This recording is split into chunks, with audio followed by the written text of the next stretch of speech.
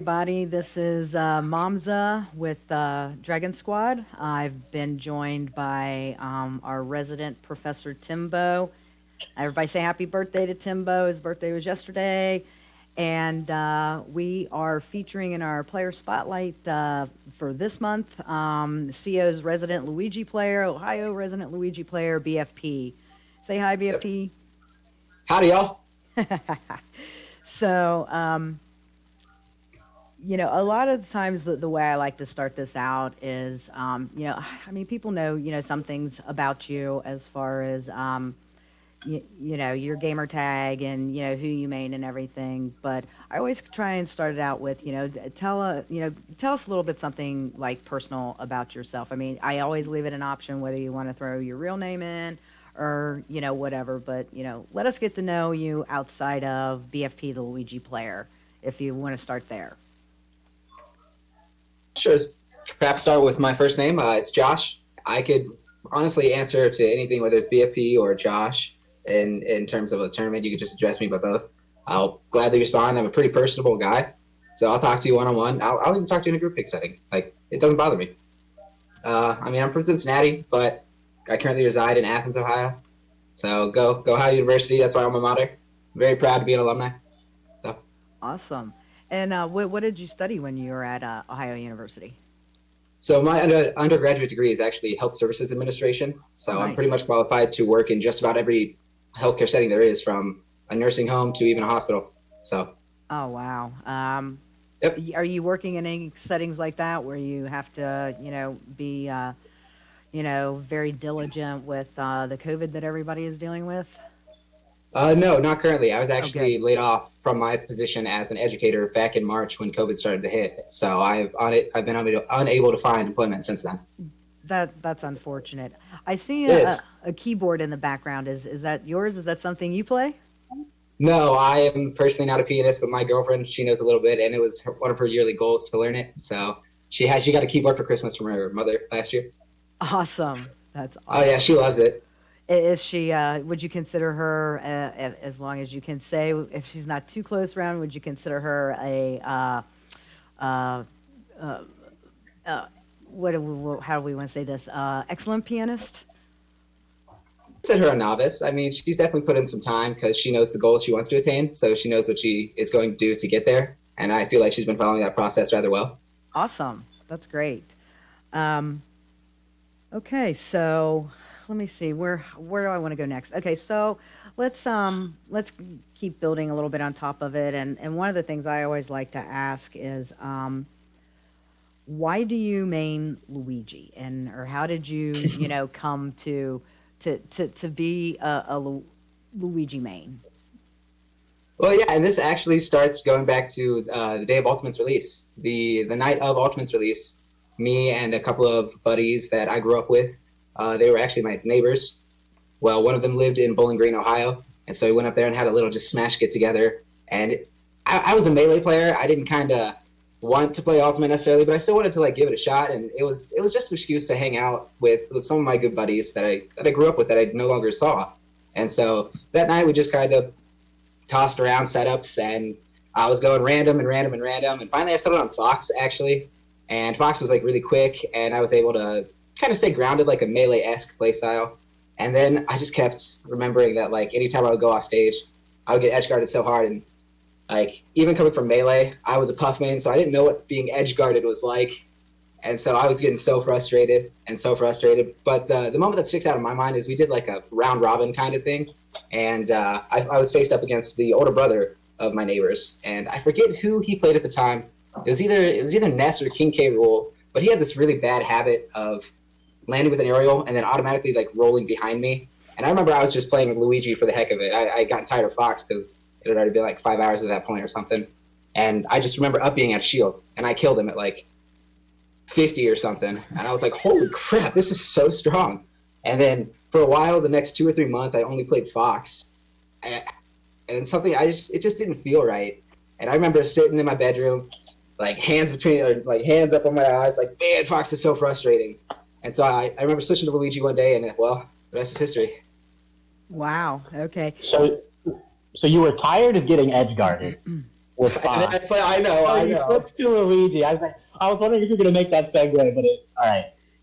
That's still a problem, though, right? You still get I if someone knows what they're doing. Yeah. I'm a little more okay with it now. I'd be less okay with it if I like switched to Luigi and Melee because edge hogging is a thing, and I'm so grateful edge hogging is not a thing in Ultimate because it would just nullify Luigi's recovery tenfold, and it's already not that great of a recovery. Right. But I've just learned to be mild with it. I mean, even then, sometimes I hit him with misfire, and sometimes it makes it worth it. But sometimes I die. Sometimes I die by misfire. It doesn't make it worth it. We've all seen the misfire clips on Twitter. So frustrating. Every other day. My loser set in Frostbite, I misfired under Pokemon Stadium twice actually in like 30 seconds within each other on my last 2 stocks. It was game 3 in losers, so I was so frustrated. I remember being out for the count for the rest of the evening. I was so frustrated. It's so free against Luigi because once you get stuck, it's just they can hit you with anything. I know, and that's or they take the mix of not hitting you with anything, and if you get stuck in the stage and you're expecting to get hit by something, you buffer an air dodge because you're expecting to tech. Yeah. Yeah, that's something I want to continue with your segue there a little bit. BFP, as you were talking about, you were a Melee Puff player. Now, I know just from us having, some side conversations leading up to today that you actually started playing Smash in Melee, correct? That's correct, yes. I began my senior year of college, my last semester, so in January of 2018. So you really came into it late by certain standards. Yeah, I'd say so. Waiting until, your senior year of college. I mean, most people are 20, almost 21 years old, depending on when their birthday falls. And you chose Jigglypuff in Melee. Now, why Jigglypuff? Were you a Hungry Box fan, or what led to Jigglypuff? Since obviously Luigi's in Melee as well. So actually, Puff was the very first character I took a set off of a PR player with, and I was like, wow, maybe this could actually work, and it just kind of stuck because before Puff, it was kind of like a toss-up between Marth and Puff. And it's actually really funny I say that because now that I think about it, and I've said this before, but Luigi in Ultimate is kind of a combination between Marth and Puff in Melee. Like with Luigi's up B is the equivalent to Puff rest, and Marth has a really long grab in Melee. So I mean, obviously Luigi's grab is like the 5th longest in the game. So it's a nice bridgeway between that. But circling back, yeah, like I said, I just kind of took a set off of a PR player with Puff and stuck with it. Interesting, because Fritos actually, when he played Melee pretty regularly, he actually played Luigi, believe it or not, in Melee, and then surprise, surprise, he's this Mario player. Well, I mean, because when I personally think back to like the big houses that I've gone to, which has been the most frequent major that I've taken Fritos to, I just remember it's like I could only watch for like a few hours because it was constantly the same characters, either Sheik, Fox, Falcon, Falcon, yeah. And then there were the rare ones where Amza was playing Yoshi, Hungry Box was playing Jigglypuff, but you just always saw like there's like maybe 5 main characters that you ever saw people playing at these majors and whatnot. So it's like I couldn't watch it for as long as I can find myself watching Ultimate because so many people play so many different characters. Now, you were PR'd when you played Melee, though, correct? That is correct. The first actual, I guess, ranking system that I ended up being PR'd for Southeast Ohio and Ohio University was April 2020 to April 2018 to December 2018, and I was PR'd 8th at Ohio University. Nice. Very nice. Yeah. So, I know we've got we do have some people tuning in. I know Hollywood, he's tuned in, and he said in the chat that you main Luigi because you like to make people cry. Do you find that to be a fair statement, BFP? I would rather not play people that cry. It's just another distraction when I'm playing them. I don't want to hear them like sniffle. Oh my goodness! I would just get annoyed by it. But yeah. I'd be so that would tilt me and maybe cause them to win the set. Actually, no, I don't ever look to make anyone cry. I just look to have fun playing the game. Right. Honestly. Right. Yeah, I think he meant it metaphorically. Yes. Just him. Just I watch. I've watched some of your VODs, and I can definitely see where, people would be, crying silent tears, coming up against your Luigi, especially when you can get the zero to death combo going on them. Oh, that's actually something I've been trying to work on more is incorporating the zero to death into my play. I've I was decided to gonna put my plan say, aside.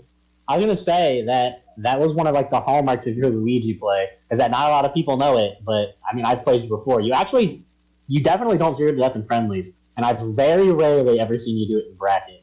I've done it twice in bracket. I did it Yeah. once at a Cincinnati regional, and then actually once at a Big House. Nice. So yeah, Big House last year, I Big got a Samus in my bracket. And I remember as soon it was on his last stock, and I did it. And I was like, kind of chuckling to myself. And I was like, "Hey man, why'd you pick Samus? Like that's one of Luigi's best matchups." And he's like, "Oh really?" And then he switched to Lucina. I was like, wow. "Oh thank God!" Like I just did it to get in his head, and it worked. There you go. 10 grimiest things I've ever done, though. Hey, So whatever it takes to have the advantage, right? yeah, you said you went to a Cincinnati regional, and I think a lot of people know, especially in Cincinnati and Columbus, maybe Northwestern Ohio, that you're from Cincinnati, you are in Southeast Ohio, but you're probably one of the few people in the state that travels the most to other local scenes. Yeah, Right? love it. Yeah. So talk to us a little bit about why you make such a big attempt to go to Cincy and Columbus, and kind of how the environment shifts. I mean, like I said earlier, I really enjoy playing this game. I have so much fun playing Smash Ultimate. And just to share that fun with someone else by going to a different local scene, I mean, I can only treasure that. They're doing the same thing by giving me their time, Right. They're hosting. Why not attend, Yeah. Yeah. So from the time you spent in Cincy and the time you spent in Columbus, I know you've been to AL, and Yes. I know you've been to like Game Arena. I know you've been to a lot of the regionals. So what are things that you wish in Southeast Ohio that you had that you could bring to the other scenes? And what are some of the things from the other scenes that you wish Southeast Ohio had more of? Because you guys are a pretty small scene. Not a lot of people know about you. Only a rather small scene, no doubt. I think we only had probably not even 50 or 60 unique tags show up to our locals. So, and that just shows that when you go to somewhere like Game Arena or AL, you guys probably have hundreds of unique tags that you guys have throughout an entire ranking season. I think we need to do a better job of kind of advertising. It's not very common that when even I retweet or our presidents retweet our social media stuff that they receive a lot of traction. And it's I don't want to say it's upsetting, but to see like AL be as popular as it is, and like GA even having 100 entrants for so long in a row, before COVID, I want that on my locals, Mm-hmm. So I think advertising is key to that. I don't necessarily know a way to break through it. So if anyone's paying attention, if you ever see a Southeast Ohio weekly, seriously, come on over. Like we invite. We got a good scene, and then I really like Fritos one. Then when we get back to in real life, I have to make sure I get Fritos over to Southeast Ohio one. Please do. I love my scene. I take really good pride in it. They're some of my best friends. Even like, I love the guys. I could talk about them all day. But circling back to what Southeast Ohio can take away from other weeklies besides like their advertising potential. Yeah, it's besides like attendance, right? But I just say in general have more events. Like if we even just host a bi-weekly regional or something, or maybe even a monthly regional, which is what we try to do, but it's kind of fallen by the wayside, and that's unfortunate. But just having more events in general is a PR stunt, an advertising and marketing stunt, all of it. Right. Fair enough. Right. Yeah. And then what kind of unique stuff from your scene, right, do you think that some of the other scenes could benefit from? Because every scene has something unique that's good about them, right? Yeah, So what do you think? I'm not asking you to speak for your whole region, right? But since not a lot of people know about Southeast Ohio, what's kind of something that you all do that other regions you think could benefit from or take away? It's kind of harder to talk about this on a larger scale because like the scenes you're comparing us to is Columbus with hundreds of people, hundred of unique tags, Cincinnati with hundreds of unique tags. I'd say that we have a close knit, shared. All of us are pretty close knit, and I know you'll find that in the upper echelons of your Columbus players, your Northwest Ohio players, your Cincinnati players. But I feel like we have more of that because we're so small, and we realize like we have to share it because we even go to GA. Some of us, like Hibiscus does, most definitely. Even Cuckoo Kachu has traveled to his locals when he's no longer in school here. But we've been to West Virginia. I'd say just sharing it in general, sharing that bond. Okay, fair enough. Yep. Yeah, I mean, because and I don't, anybody, listening and has tuned in, take this with a grain of salt. I mean, there are some clickiness to, the larger Smash scenes, right? And I use clicky as because I really can't, come up with another term off the top of my head. But having, gone to, the big ones in Columbus, there's always like groups of people, hanging out together. And I think that goes back to what you were saying, BFP, that, it's just that camaraderie, and you find that group that you're comfortable with, and that's kind of where, the people that you want to interact with, and maybe just open your circle up a little bit more to, bring other people in, from different regions, because I mean, Columbus probably and GA, even probably more than Cincy, and I mean, Timbo, you can correct me if I'm wrong, probably draws in more people from the various regions within Ohio, So I think when you see that, it's like there's this group of people from Neo hanging together, and, CO and Cincy and Columbus and, wherever that they might come from. So, I mean, to have that inclusivity would be, even better. Yeah, and I actually think we, like all the regions of Ohio benefit in some certain way. Like Columbus is a centralized location where everyone can meet. Mm-hmm. Cincinnati is on the cusp of 3 different states, Ohio, Kentucky, Indiana, the tri-state area. Mm-hmm. And then Ohio University is just 2 hours away from West Virginia, or not even 45 minutes away from West Virginia. And we've driven 2 hours or 3 hours to their regionals. Wow. So we all benefit a lot from our locations, I think. And I think we need to explore it a little bit more, at least from Southeast Ohio perspective. Right.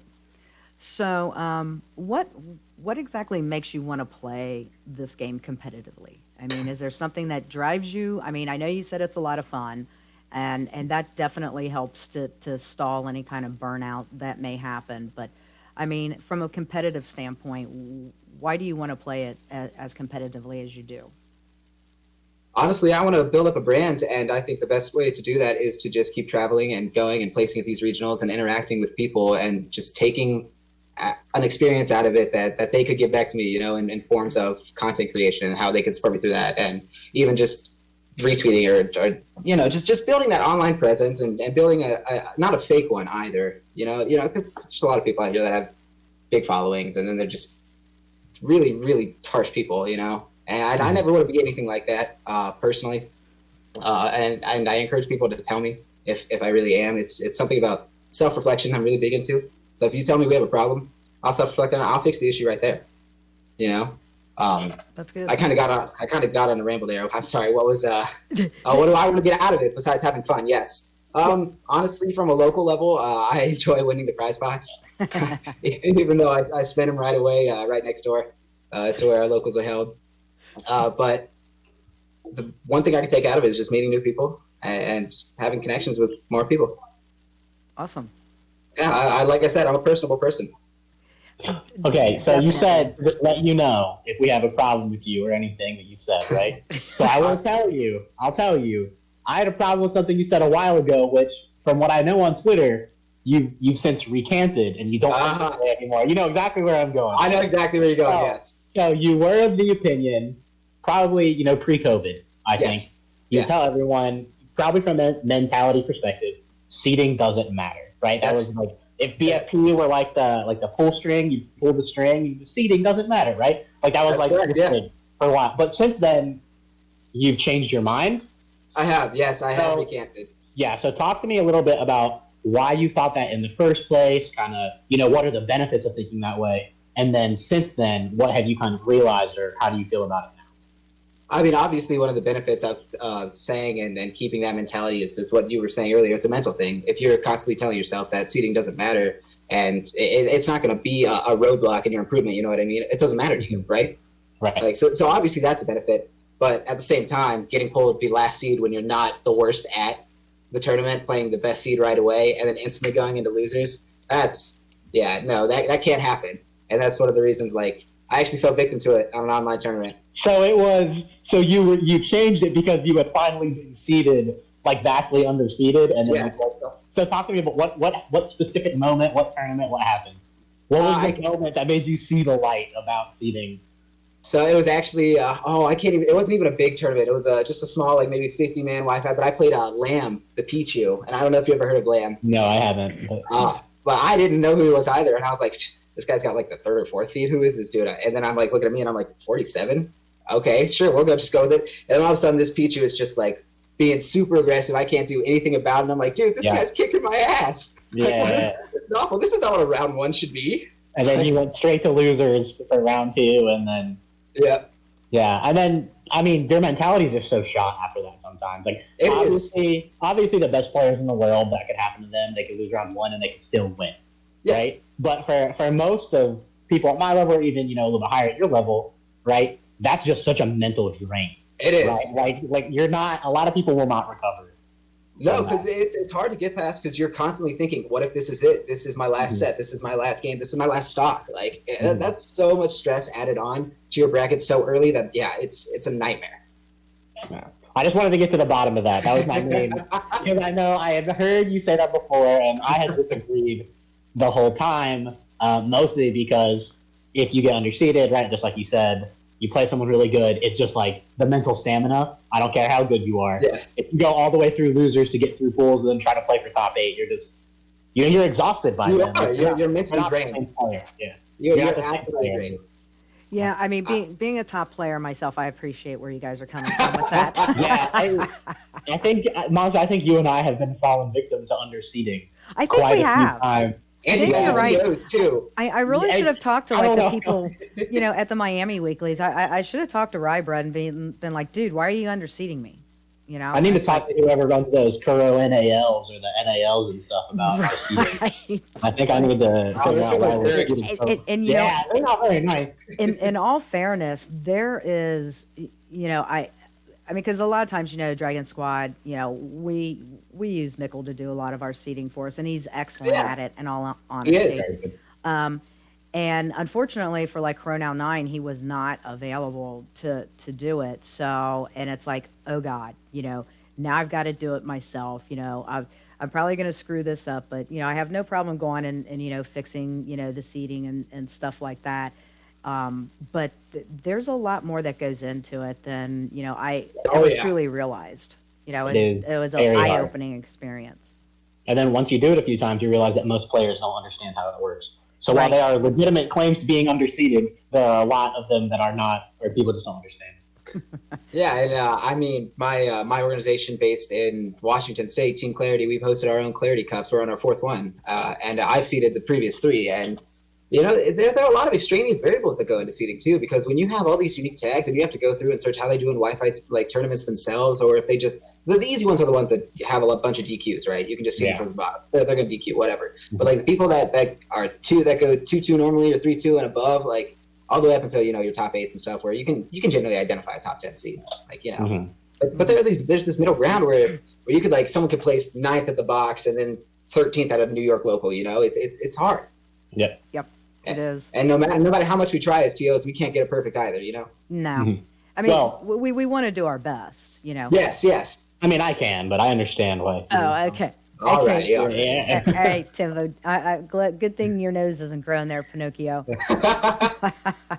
So let me pivot just very quickly away from Smash Talk.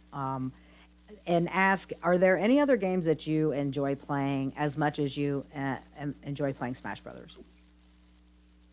Actually, a big Dragon Quest fan. I say big, but I've only played 8 and 11. 8 for my PS2, and later for the DS, actually, and then Dragon Quest 11 for the Switch. I don't know. It's something that I remember playing with my younger brother. We had the same save state, and we would just kind of after school just go at it like an hour and a half at a time, and then we'd switch controller and stuff. And I never went away from it when I got the DS version of it, where I could play it myself and I could hog actually the DS. It was awesome.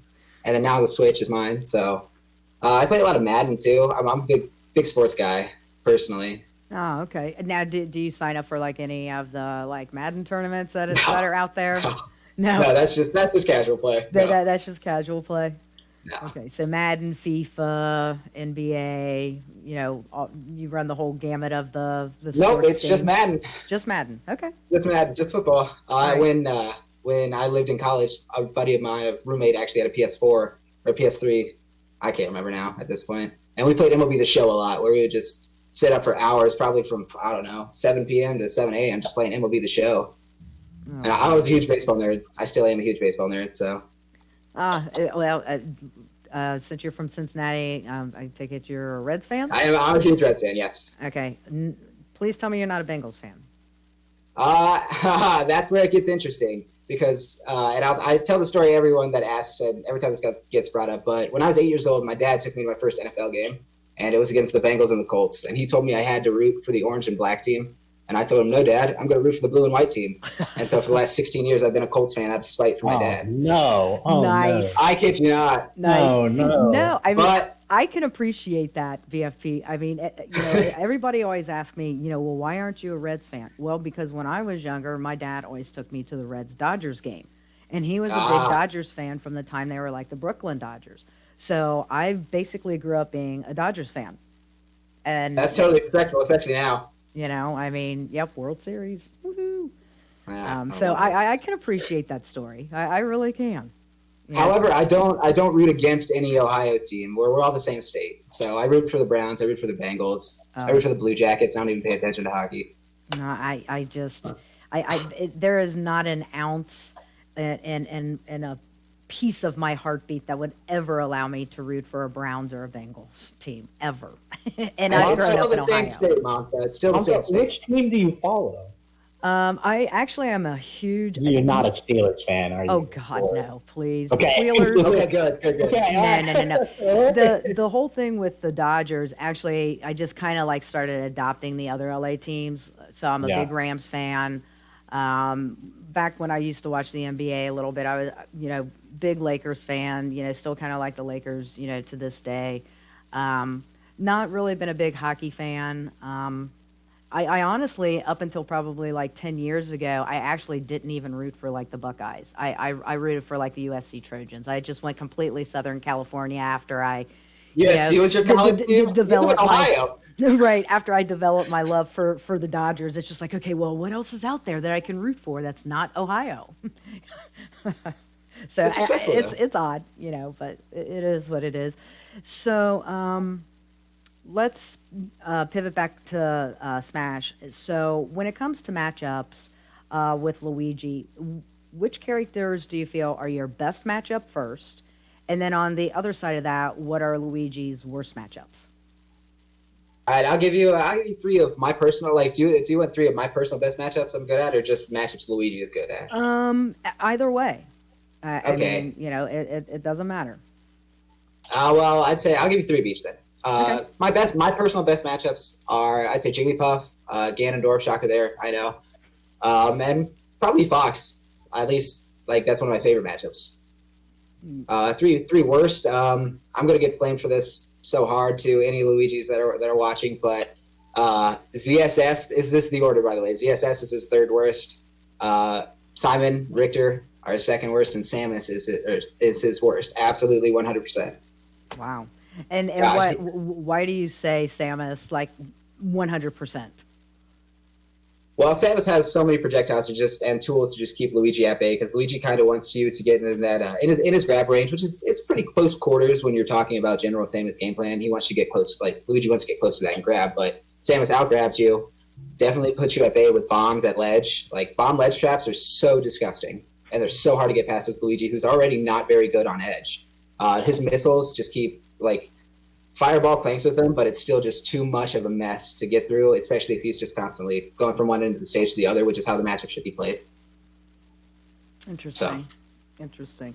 I can't stand the matchup. So why did you say that the other Luigis would flame you? Was that specific for the ZSS, or was it for all three? Yeah, no, it was for the ZSS because I feel like I'm in a minority when I say that Samus is the worst, but a lot of Luigi's will point out that ZSS, her fantastic air mobility and her rising fair specifically is so dangerous. And she is oppressive in pretty much the opposite ways that actual Samus is. Samus harasses you from a distance and doesn't want you to get in, whereas ZSS gets in really fast and just oppresses you with her movement and her speed. Whereas that's the opposite. He doesn't need it. You were saying that other Luigis think ZSS is worse than you Yes. think it is? Okay. Yes. Okay, I thought you were saying that they think it's not bad. I was like, I don't know anything about Luigi. I know a lot about Zero Suit and have been the victim of what exactly what you're talking about a few times. And I would be amazed if Luigi won that. Okay. No, Luigi does not win it. Yeah, I can't imagine a world where Luigi gets in and does anything.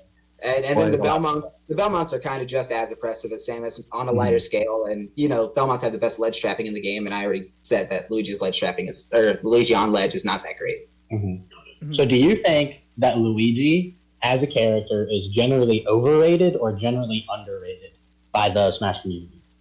I think he's underrated, Actually, he's underrated. So where would you, not a placement, but around kind of like which characters do you think Luigi, as far as viability in a bracket? Kind of like where, not like a number on the tier list, but where does he float as far as different characters?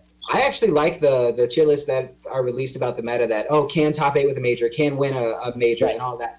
And I think that Luigi Falls In can win a major, especially with the right, a lot of people talk about the right bracket with him, but it's true because it's very easy to get stuffed running into a Samus, running into a Zero Suit, running into a Simon or a Richter even. If those aren't in your path, and to an extent some other zoners like Greninja, if they're not on your path, it's easy shot to win. Especially top 8, even top 4.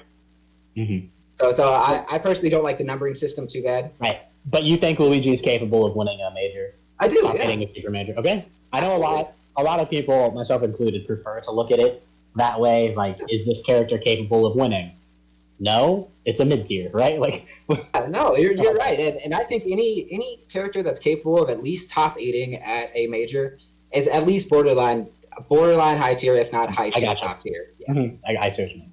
Well, but if the character's not winning a major or top 8ing a super major, it's not a top tier character, right? It's not.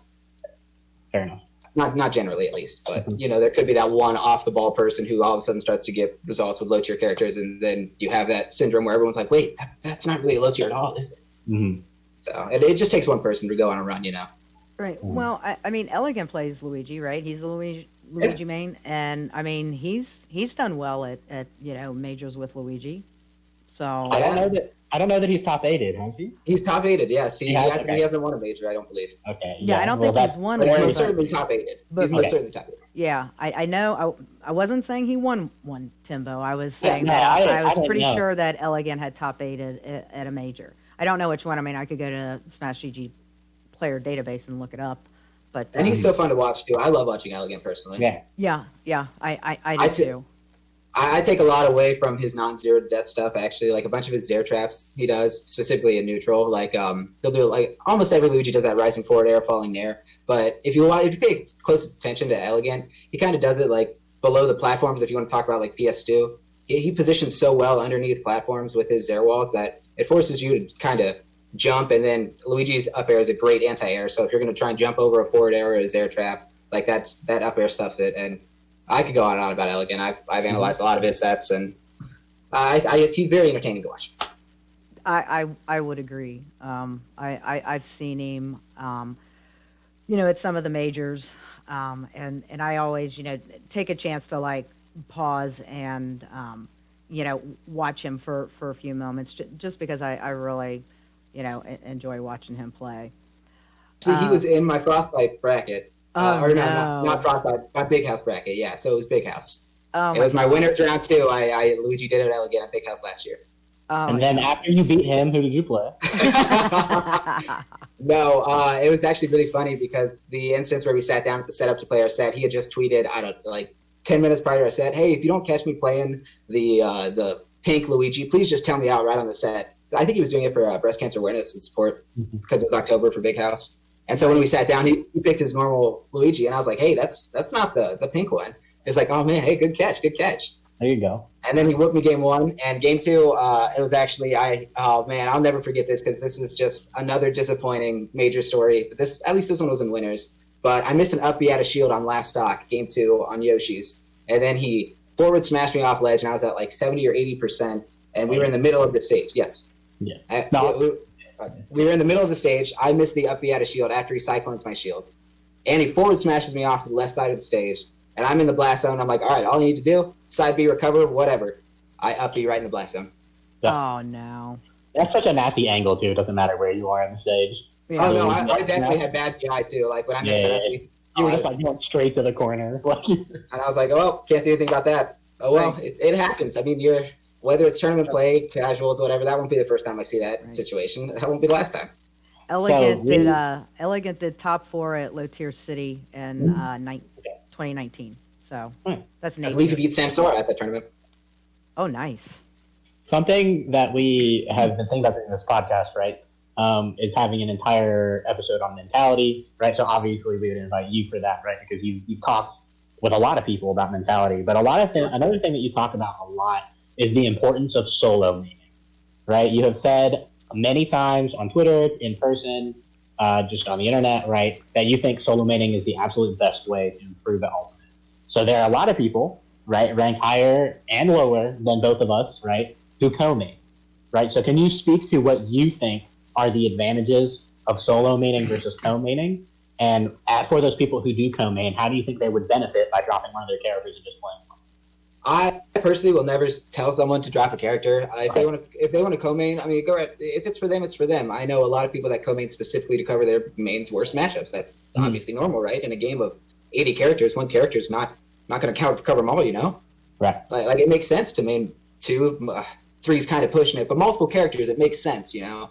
But I'm a pro of solo maining just because, and this kind of goes back to my Melee days when I was really big into SSVM tutorials. And they released a video about a player by the tag of Captain Face Roll. And Captain Face Roll had played Sheik, solo main Sheik in Melee for years and he would wear the tag URT, which stood for unranked trash. And then he eventually got ranked, obviously had to drop the tag, but he himself highlighted the importance of solo maining in that video by saying you could learn the mechanics of the game better with one character. It's easier to recognize situations with solo maining in terms of, oh, if I do something X here, Luigi can do this, or whoever your main is can do that. Your brain can process it faster because you're not changing characters. It's you know what I mean. But it's not a time sink. People would probably call it a time sink to just main one character, but as long as you're having fun with playing that character, as long as you're getting results, as long as you're happy with the way you play one, play two, play three characters, whatever. The only downside I can see with co-maining is, oh man, so off the top of my head, I can't keep one now that I say it out loud, but I guess you could just take away time from your actual main, and your actual main would get worse than your co-main because obviously you're splitting the time. Right. But like I said, I'll never not say to someone, hey, you shouldn't co-main, you know? Right. So how then, if you just, let me piggyback off that a little bit. How do you prevent yourself from just going into like an autopilot mode? Playing that character and actually, having to, think through, I mean, one of like actively think. Yeah. I mean, one of Frito's favorite things is, he likes to dog game and watch. I can do like these 3 moves and I'm gonna win. My brain basically can just be on autopilot. I don't have to think while I'm playing like I have to with Mario. So how do you prevent yourself from just going into an autopilot mode, maining the just one character? And you keep yourself on your toes where that's concerned and improving. It's definitely very difficult because, I mean, I can't tell you the exact amount of hours that I have in Smash, like online at least. It's probably somewhere close to like, I don't know, 1,800 or something. And there have been times where I've felt burnt out, I guess, with Luigi. But to always push past it, I just kind of think, well, there's someone else that's pushing past that right now that's inevitably going to be better than me because they're having this ability to push past whatever they're going through. So that kind of motivates me personally. Yeah. Okay. That's, it's good to know. I mean, because I sometimes I wonder when people are, they just have like a main and they literally have like no co-main at all. And there's, probably quite a few players that do that more than the ones that like carry a co-main.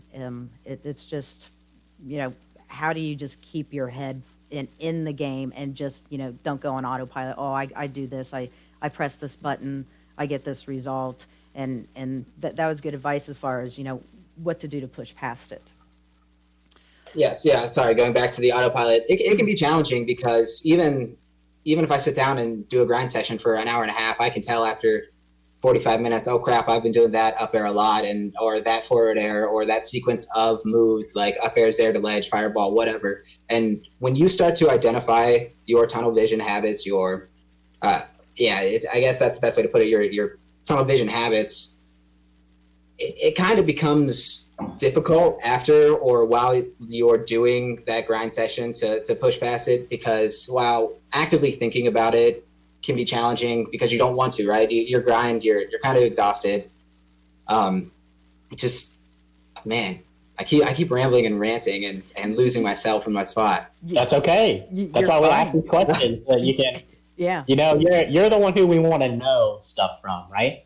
As as a figurehead in your community leader, kind of a liaison between Southeast Ohio and the rest, and a pretty good player, especially right now. You've been proving online, that's why we have you on here. We want you to ramble. Exactly. I don't feel bad for you. I don't have to apologize for it. Yeah. Keep talking. We love it. That's good. All right. Well, then going back to tunnel visioning, like I said, as soon as you identify how you tunnel vision, I think it's easier to fix how you do it because you're aware of what you do. Now the next step is, okay, how do I not do that, and then continue not doing that, because tunnel vision can be so dangerous. Because you don't want it to be, you don't want to be red, right? In the middle absolutely. of a match, okay, I'm doing these set of moves over and over again. Okay, well, a good player is going to be able to read it and know, okay, well, I know he's going to do this, this, and this. And, this is what I do to overcome that so that I'm not being red in the middle of a match. When you are tunnel visioning, I guess is the best way to put it.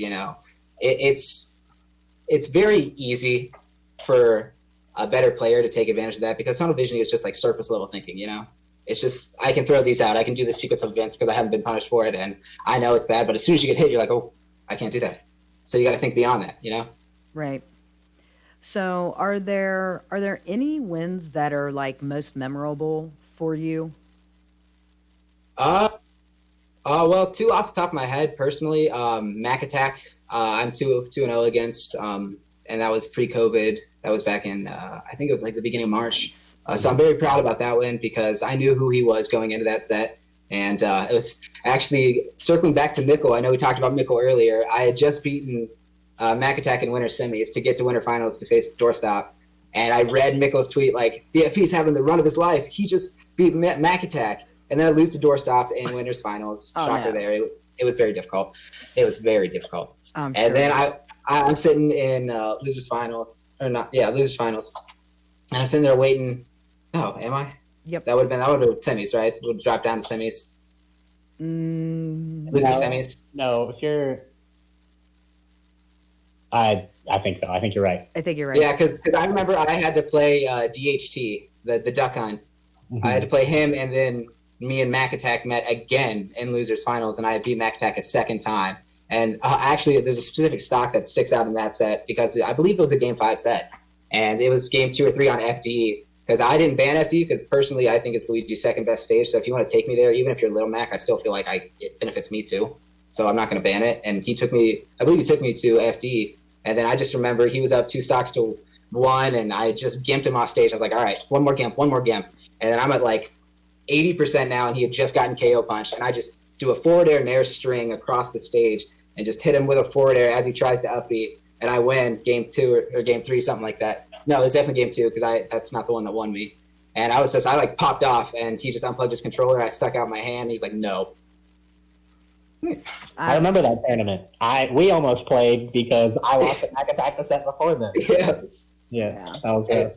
And then the set before that, playing DHT, I won Game 1. He decisively won Game 2, 3-stocked me in under a minute, I feel, because it was I remember reeling back and holy crap, how do you play Duck Hunt? I realized I just won Game 1, but what did I do wrong Game 2, And then Game 3 was on Unova, actually, and he had canned my shield on ledge on his last stock at 60 or something. I upbeat out a shield on accident, and the upbeat hit, and I won. I was like, woo!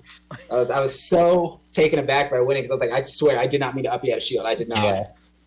No, I would have been I meant to do that. That was a good tournament. It was small, but that was a fun one.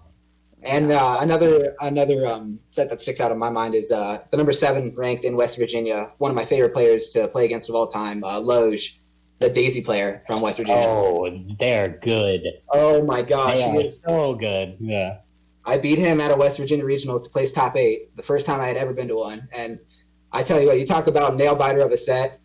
I think, you know what? I think Logan might have tweeted out on Twitter, "I hate Luigi," or "Luigi sad face," something like that. And I like retweeted it with a winky face or something like it. That's a good win. He's a very good player. Yeah. He's Oh, yeah. very talented. And like I said, he's still one of my favorite players to play against to this day. Like if I ever need Daisy practice, or if I ever, even Steve, he's I don't know if he's co-maining Steve, but he's playing a lot of Steve recently too. That was his one wish, was actually Steve and Smash, and he finally got it. I know. And whenever I need whenever I'm feeling like kind of down, like, oh, I had a terrible grind session. How do I always hit up Logan pretty much. I love playing with him.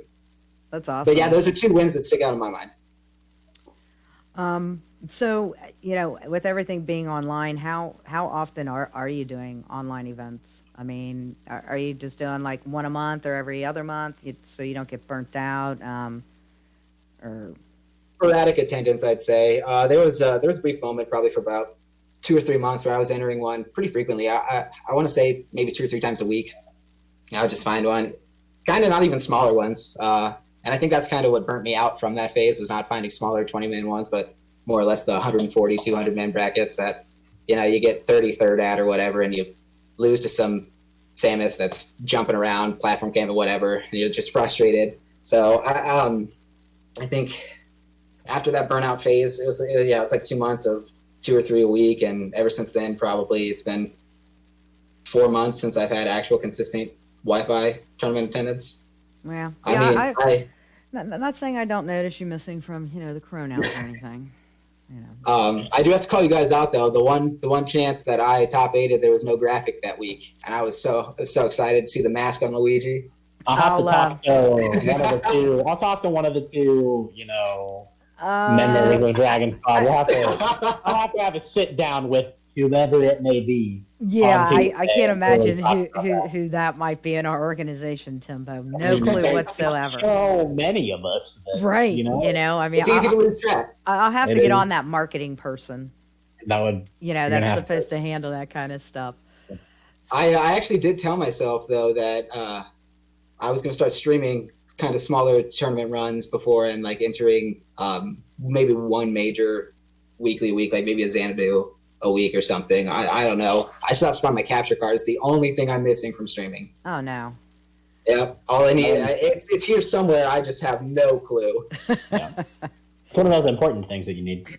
Oh yeah, and I just built my PC on Monday too. Like it's turns a week old tomorrow, so I'm gearing towards that direction for streaming and content creation. That's awesome. Oh, I look forward to it. That's for sure. I'm pumped. I'm pumped to finally start doing it. And it's actually been my girlfriend that's been spearheading me doing it, because I've been putting it off for so long. And Madison has just been that person just pushing me back. Hey, no, let's do it. Just do it. When are you going to do it? Come on, Right, right. And that's good to have that kind of support. So what has it been like not being able to attend in real life events? I mean, I know personally for me, it's been a living hell to not be able to go and watch Fritos play. I'm like, jonesing over here. No, I thought you put it lightly in saying that it's living in hell. Like, that's an understatement. Yeah. I hate it. Yeah. I hate not being able, because as you pointed out earlier, Timbo, I'd like to say that I travel a lot too within the state of Ohio, and I can't see anyone. And it frustrates me so hard, because it was something to look forward to. If I'm going to Miami Regional this week. I'm going to West Virginia this week. It was something that got you pumped at the beginning of the week. Right. You had something to look forward to. You spend all week grinding with the local scene, and then you go out, try your hardest, give it your all, Right. You don't have that anymore. I guess on the other side of that, though, you have many Wi-Fi tournaments happening every day, so you can just sit on your couch and multi-enter, Yeah. We don't encourage that here, but you could. No, we don't encourage it. It's a scummy move. It is a scummy move. Definitely. So what kind of advice would you give a player who, let's say, maybe he's just playing the game casually, or has played it casually for a little bit and is like, hey, I really want to start getting into competitive gaming. What advice would you have for a player that's considering going from casual to maybe competitive Smash play? I think first and foremost, if this is like a one-on-one conversation, I want to sit down with them and outline exactly why they want to make that transition from casual to competitive. Like, what are their reasonings behind it? Because as long as you keep those in your pocket and you're staying true to those reasonings, then I don't think you have a path to failure necessarily, because you're still going to enjoy the game as long as you know going into competitive, X, Y, and Z is happening, and I'm not going to be the greatest right away, you know? Right. But after that, after outlining and kind of talking with them, I just say, just keep in mind why you're here.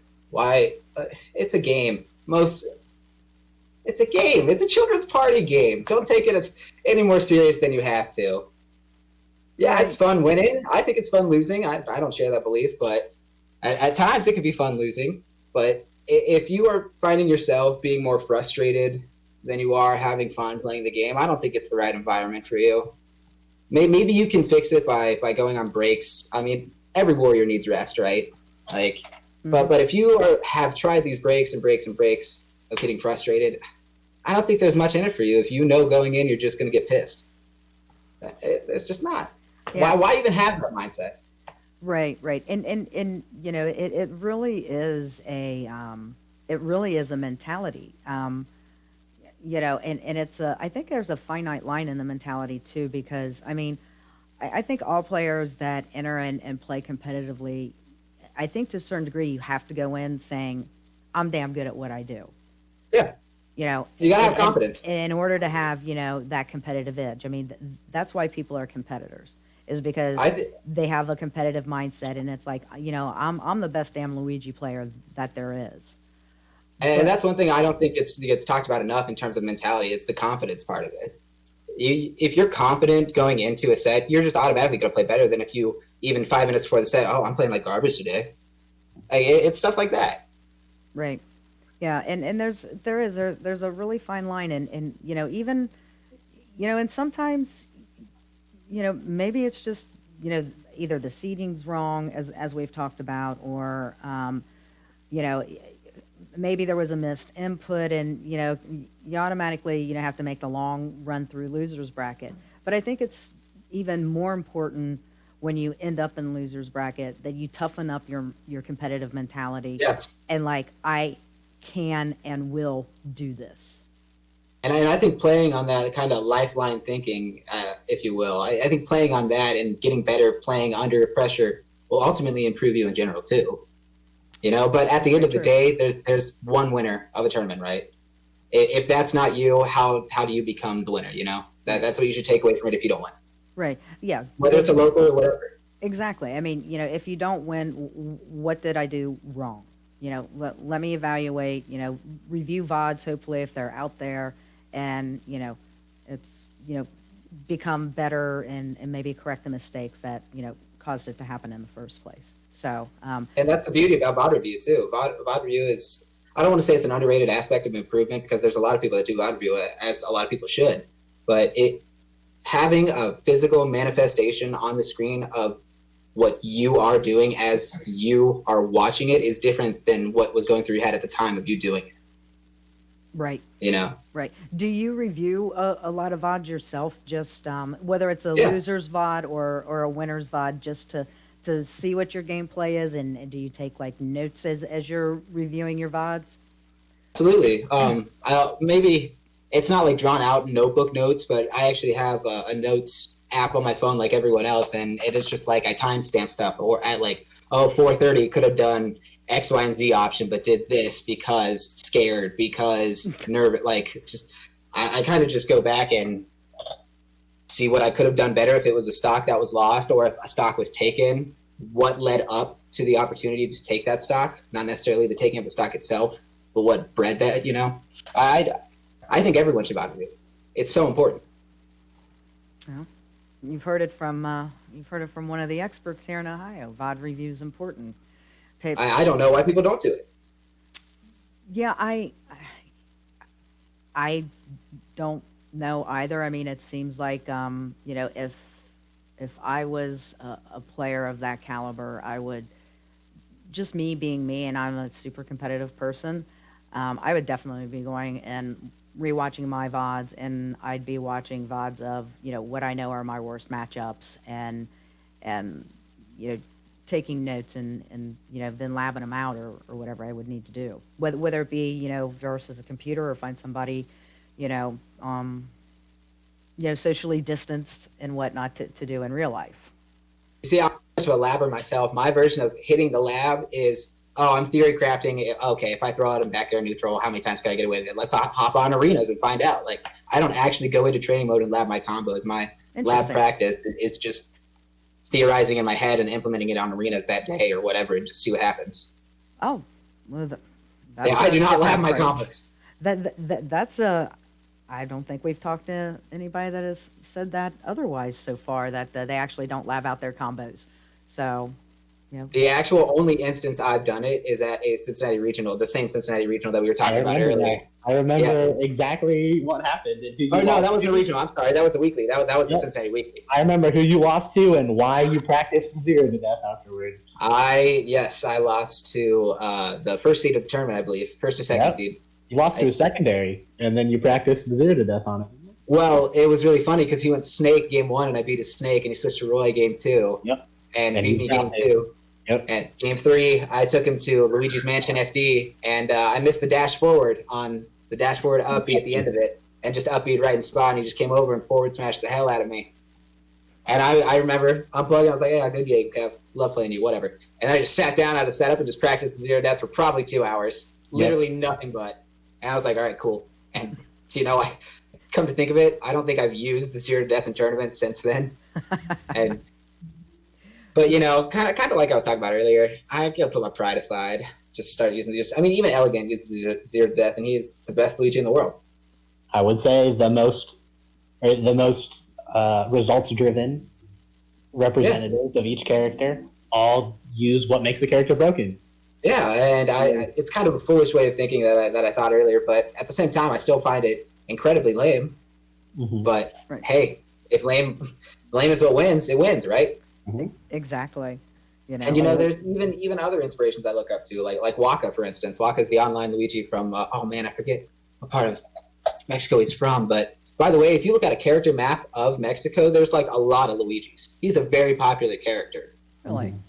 Yes, yeah, and Waka happens to be one of the best, if not the best, and I love watching Waka, and even they did the 0 to death, so it's literally just pride holding me back, is what it was. I would say that you said you don't hit the lab, you've also only ever done the 0 to death twice in bracket, so I'm not saying there's a correlation there, but there might be something to look into. But also I never revolved my game plan around the 0 to death to begin with. I prefer.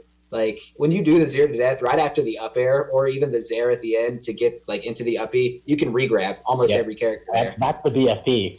I think the BFP is the down throw up tilt, personally. I love down throw up tilt. It's my new thing that I caught on, 3 or 4 months ago. I love it. Against heavies, you're hitting, 4 up tilts. Yeah. Well, heavies combos don't count. Come on. Everything counts. Everything counts in this game. It does. You literally have to milk every percent, every stock for what it's worth, especially in top high-level play and all of it. Mm-hmm. It's really all about opportunity. And if you're down a stock, and, man, it's tough when you're playing better players. Mm-hmm. It is. Well, we're just about at the top of the hour where we like to end this. But I always like to ask, the player to, go ahead, plug your social media sites, even if what it's going to be when you do get on, Twitch and you find your capture card and everything. But, definitely plug your social media sites, BFP, so that people can go and give you a follow. Yeah, so my Twitter is at BFP_SSB. And then my Twitch inevitably will be Big F King Pigeon. Okay. So just all one word. Yeah, we're familiar with that in our Discord and everything, but definitely. I love my tag. I do too, in all honesty. Definitely want to thank you for joining us for our November Player Spotlight series. Well, thank you guys. It's been a pleasure having you. And hopefully we'll see you around in some of the tournaments. I mean, Chronow 10's coming up next month on 12/3, And be on the lookout. Curb Stomped is officially moving online. So Curb Oh, Stomp 2 is coming. There will be announcements made at the end of November. dropping this on me, Mobster? Wow, I Yeah. can't wait now. Yeah. So, yeah, you were at my first Curb Stomp. So, I was. I loved it. yeah. It was actually the first time at any regional that I had ever placed top 16. Nice. Nice. So, So, yeah, be on the lookout for that. Thanks to everybody for tuning in and watching this podcast. I will get it highlighted on our Twitch channel, and probably within the next day or two, it'll be uploaded to our YouTube channel. So, while you're there, please subscribe. Take care, everybody. Stay safe, wear your mask, and have a very happy Thanksgiving. see you guys. See ya.